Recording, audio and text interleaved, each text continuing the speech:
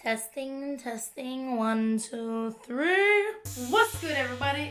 I'm Mel, your main girl, also known as Mains by Mel. Many of you don't know this, but I am actually a fully trained professional hairstylist. And in one of my most recent question boxes that I put on Instagram in my stories, a lot of you were asking about my career. So I thought I would share this video with you guys, which is still gonna have a lot of tips and a lot of advice. So stay tuned in this video. I'm gonna be answering all kinds of questions from, early life in my career, how I decided to get into this, why I became a hairstylist, some of my experiences, some of my biggest mistakes, regrets, pet peeves.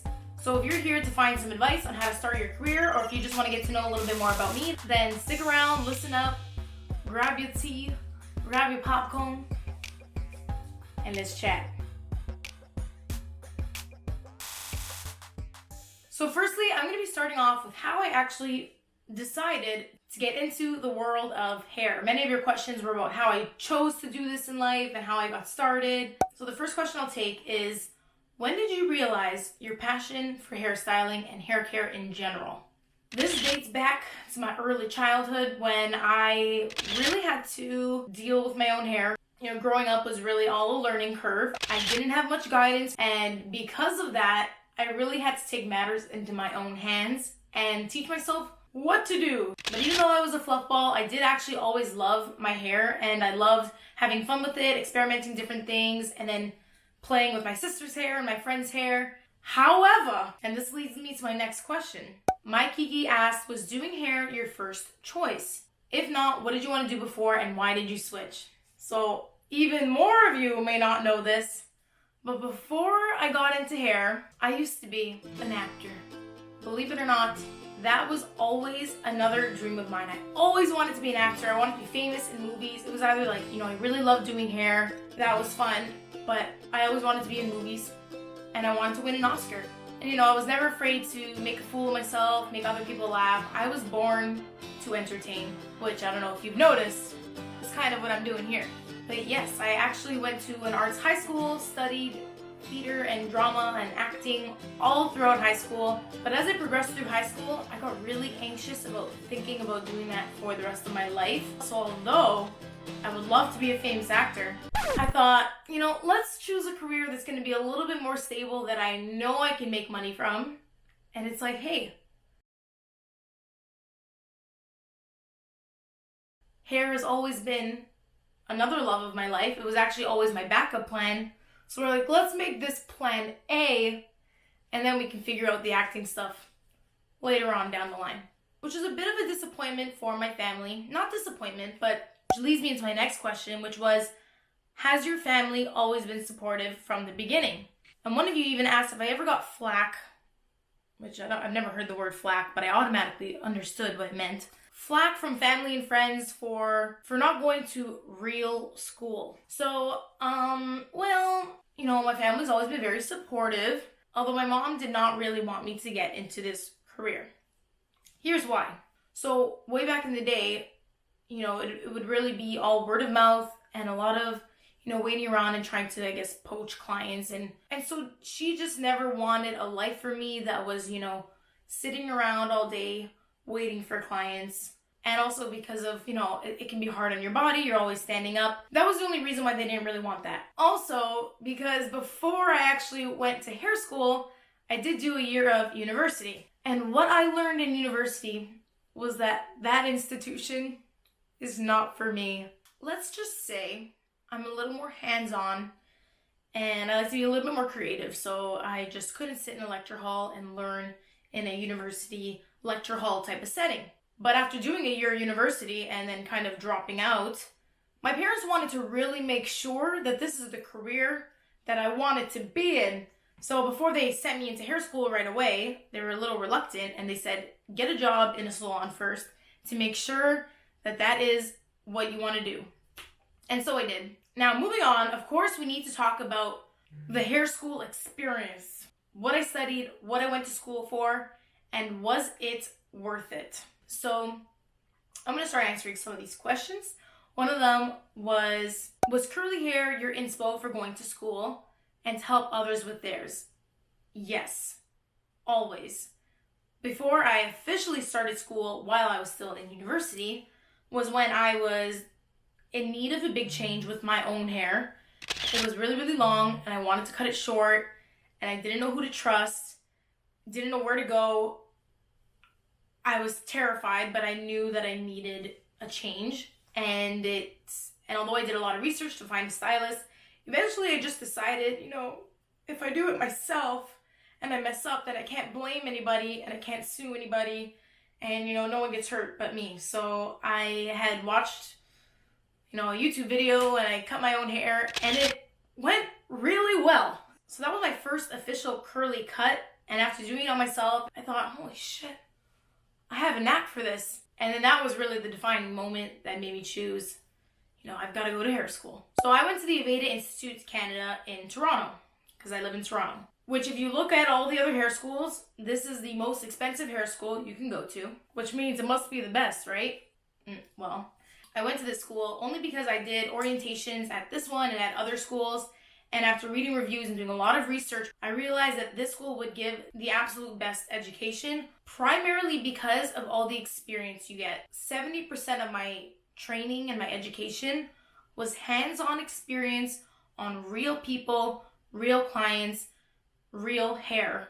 And the school just has an amazing reputation, better than any of the other schools that I looked at. So I am 100% satisfied for where I went to school. It was hard. Some people ask, was it hard? And it was. It was, long days. And, in case you're wondering, because one of you asked, how did a normal day in cosmetology school look for you? The first 3 months was a lot of book work. We actually did a lot of biology, chemistry, physics, before we had started working on hair, which was on mannequins. And then 2 months in, we started taking clients. So once you started taking clients, the day usually started with like a lesson in the morning and they would have what's called wellness. And then we would maybe practice things on a mannequin, have lunch, and then take clients all afternoon. Now my next question is, did you receive any curly specific training in cosmetology school? Or was it all experience? There was all of one day called Texture 101 that we learned curly hair. But luckily, because I have curly hair and because Mains by Mell really started with my Instagram page that I used to share a lot of my work and my schooling through, I always marketed myself from the beginning as a curly hair specialist. And so people found me for that. And a lot of the clients that I would take had curly hair. So I was gaining my own experiences by doing that through my educators. So let's get into a little bit of a story time. One of my questions was, tell us a hair disaster from when you were studying hairdressing. Now I had to think about this for a minute. I, on God, thank God, have never actually fucked up anybody's hair. Nothing bad, never. But there was one incident when I had a client and she didn't even have curly hair. She had really long, thick, straight hair. And she naturally had pretty dark hair with some blonde in it. She wanted to be much lighter. And she came in for highlights. I'm trying to overachieve. Show me the photo of this like uber blonde. I'm like, yeah, we can do that. Like, I want to do that for you. I was so excited for this transformation. Although I did not really have the time to permit it. I can do this. Like, I'm going to move fast. And I was like, going. So as I was getting down and dirty in the service, and by the time I was done the foils, really the appointment was supposed to be done. So I had another client that I had to do a color on. But it was like, okay, so I'll just go put her color on and then come back. Now again, the educators are all around, like everyone's coming around to watch what you're doing and making sure that everything's okay. But what happened with the formula in the foils is they started to expand. They started to bubble because there was a lot of heat.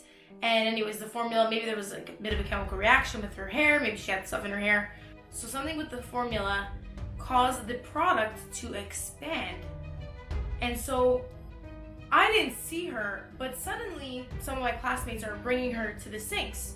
Oh, is she done? And they're like, yeah, she's done. Like, we're gonna wash her out now. I'm like, okay. And my classmates that were like taking care of the girl were like freaking out. They're like, I don't want to be responsible for this, whatever. And I'm like, what? Like, I was starting to get really scared because this woman, her foils looked like balloons. Like, they had really blown up. There was product spilling out of the foils because maybe I had also oversaturated. But there was product everywhere, like the foils were all over, and it looked scary when the foils were in. Then when they washed her out, it was fine. Like, she was really blonde and it looked good, and especially because, like, I mean, it looked fine considering I was a student, but it was really mortifying. And I think it was a learning experience for me and my classmates as we were all looking at it like, but her hair was okay, and that's the number one thing. You know, I've never burnt anyone's hair off, nothing scary like that, so thank God. Moving on, my next question is, what is my most used tip from hair school? And of course, I learned a lot from my educators when I was in school, but I think the consultation process, like, they really emphasized how important it was to have a thorough consultation, really talk with someone, get on the same page, look at photos, show them what things are gonna look like by, like, showing them with their hair. And that has definitely resonated with me. I always like to do a really thorough consultation, especially because what a client thinks and maybe envisions could be completely different from what I envision. So it's really about a conversation, getting to know what someone's problems and struggles are, and then being able to solve that for them and execute it. So a little bit more about my experiences as a hairstylist now. You know, my specialties, some more mistakes, and some everyday work life. My next question was, how many years have you been a hairstylist? Well, I've been doing hair professionally for 2.5 years. That is including school. Now, was it difficult getting people to trust you with their curls? 2.5 years in the industry may not seem like a long time, but when you are very busy and you're booked every day back to back, you see a lot of people, you get a lot of experience, and especially, number one, because I had curly hair and I made my own hair look good, it wasn't so hard to convince other people that I had a thing for it, because they would see me. And honestly, as sad as it is, because it's so hard to find someone, people would just trust me anyways. It's like, well, you know, what else do I have to lose? She's got curly hair. Let's see what she can do with mine. And I mean, of course, there's a lot of clients I've experienced that were very nervous in the chair because of past experiences. I just like to reassure people throughout the whole process, like before I'm about to do a big cut because I'm cutting layers, I'm like, don't worry, this is not going to be your length. This is just shape. Don't worry, it's not going to be that short.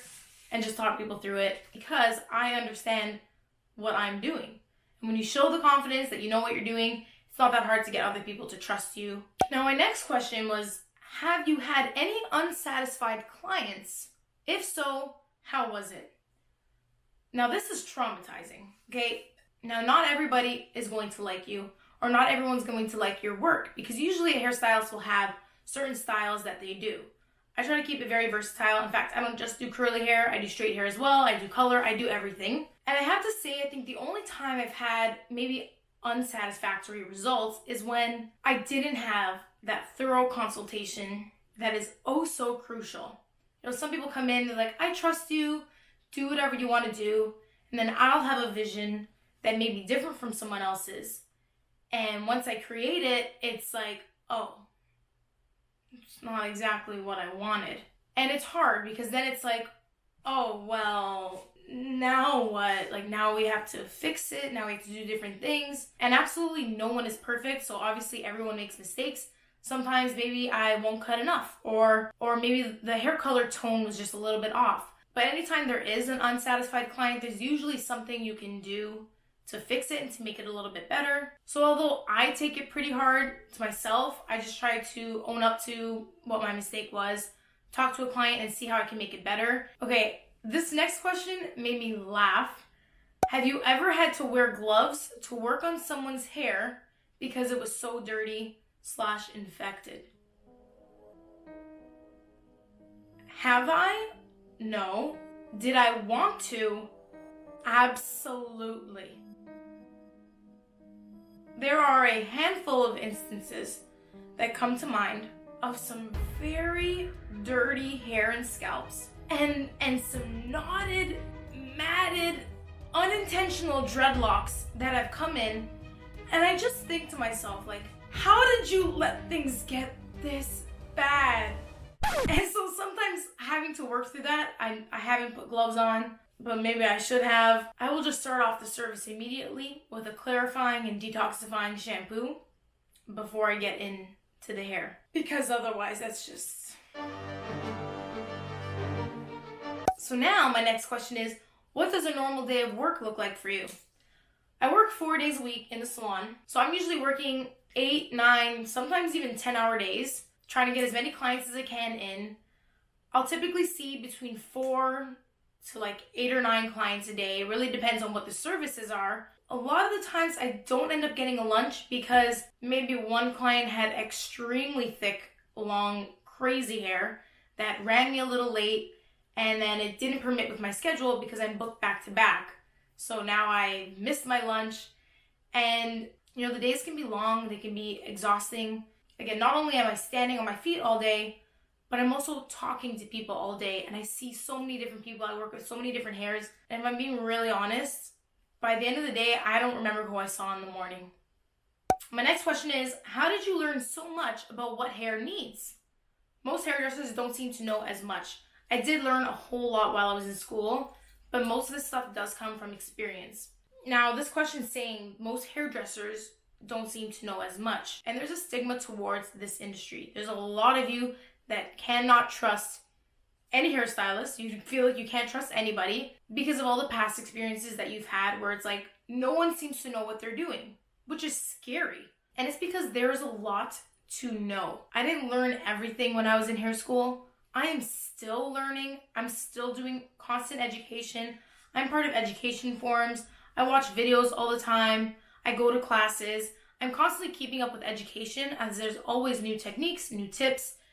There's so much to know, and there's so many different hair types. So really, I mean, I'm learning new things every day, which unfortunately, and this is the truth, there's a lot of hairstylists out there that don't get the education that they need. They don't keep up with new classes, and they really just fall into this funk of doing what they know. So I'm going to use this to segue into my next and final category of questions, which is things you should know about the hair industry. Some of my biggest pet peeves, regrets, and some final advice to all of you. So to continue, someone's asking for me to talk about the lack of curly hair stylists.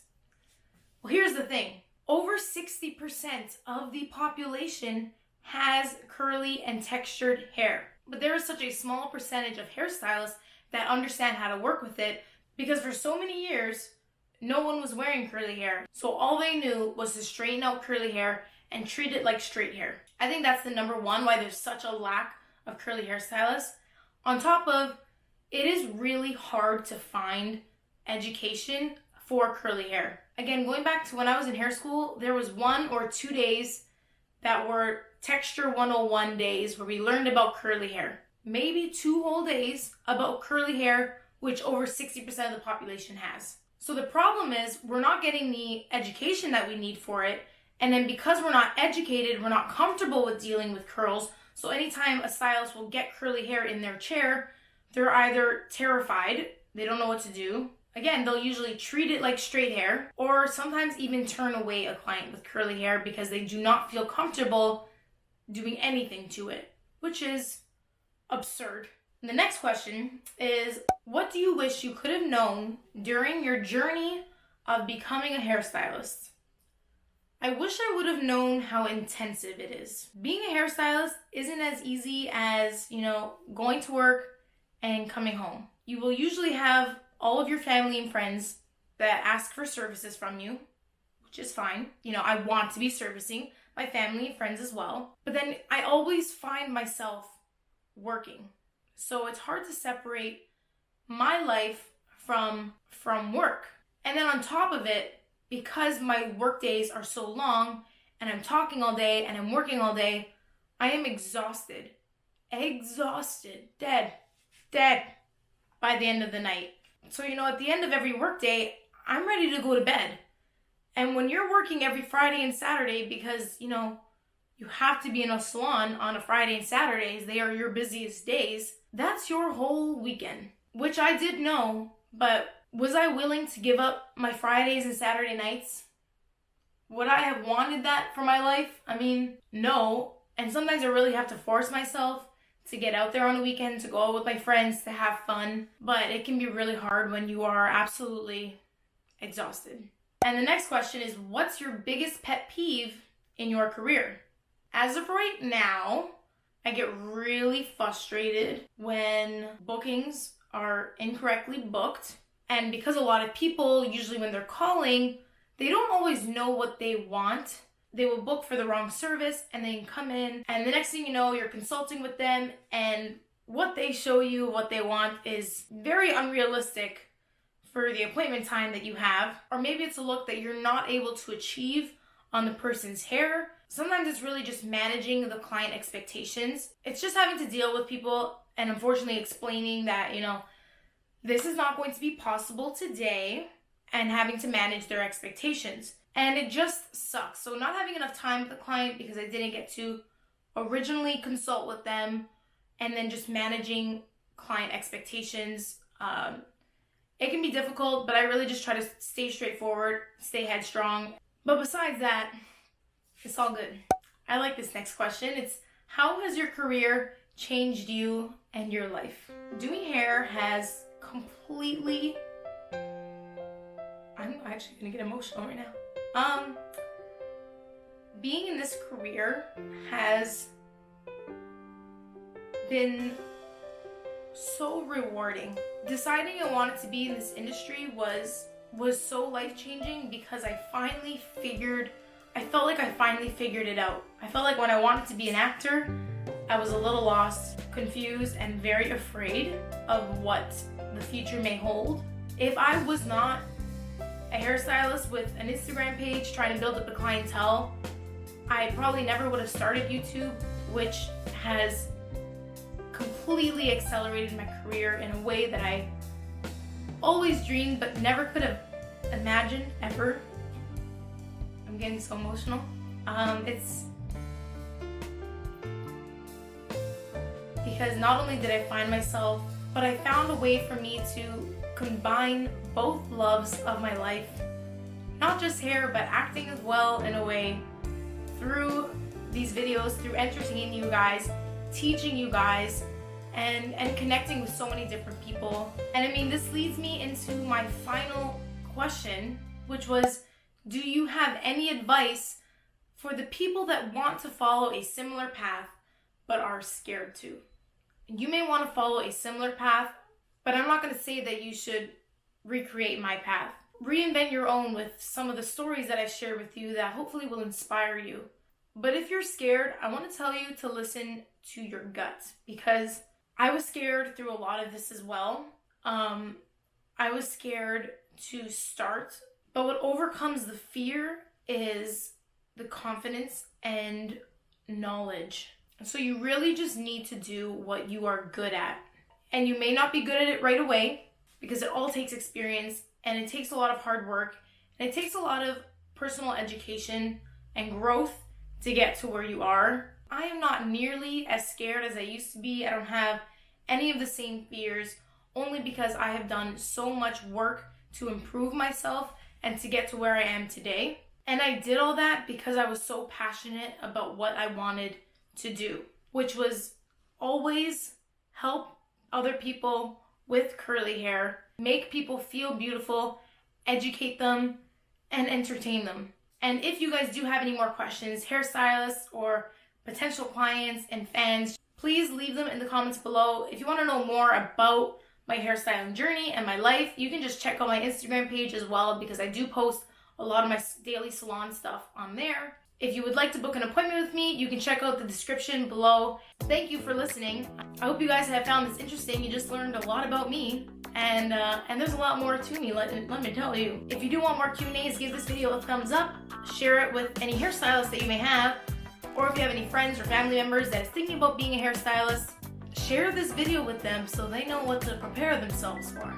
And until next week, this has been your main girl, Mel, out. Do I look professional? I hope so, because this is how I attend work every day. Okay. What's good, everybody? What's good, everybody? What's good, everybody? What's good, everybody? What's good, everybody? Bye.